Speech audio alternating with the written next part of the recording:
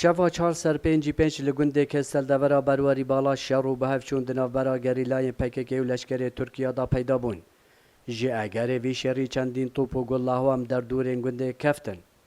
Xelkê gundê keste dan diyar kirin ji ber dijwariya şerî me gund çûl kir.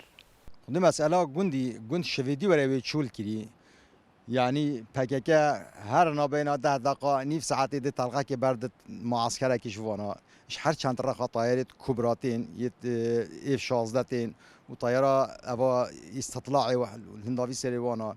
Yani şevedî şer teqîben hema nav gundî da PKK wa dest pê kirî. Wan jî topê li dormarê gundî da 900 metre ji gundî dûr jî.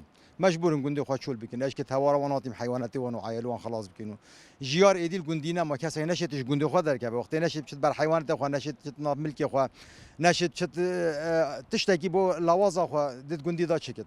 Ne pisyareke li feqî ditkin, ne pisyareke li alemî ditkin. Ma be hala viran tê da. Ne be ne haqa. Ne haqiya bixudê. Xudê wekîla di şer bilê hatîm. Wallah.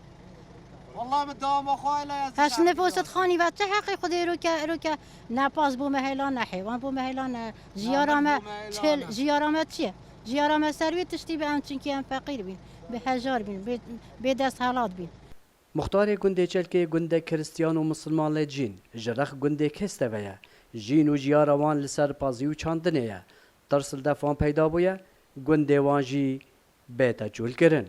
گنده کسته و گنده ما روشا ما نه گلک باشه و نه گلک یعنی فول نباشه و ام نسانین ام ویگاوی امی چین بیت جی گنده ما جی ام بهیلین کسته هیلا امین ماین ام عند عائله المسيحيه الویره ام جی ده هیلین بعدم های که کسته هیلا دیب شبه این خانیه واندا دی قصفه لیکن باش او تاثیر دیگه حتی ماجی خدي روشا گندی نباشه اشکات نما ما بعد هم عبد منجي اجدين ماره ولا خلکی ملک و قدم ملكو تشت خو همي تشت خو هلان خوني مولو تشت همي تشت هلان جورا كاس نشت يدي كاس نما ما يد مانجي اجدين امجد چين اوه دیماهی خالا هیزن پاراستنا سنوری سر بلشکر عراقی و مخواست بچینه گنده کسته لیوان نهشتن جبر مترسیا جیانا مرووی سلام بالایی دنگ امریکا گنده چلکه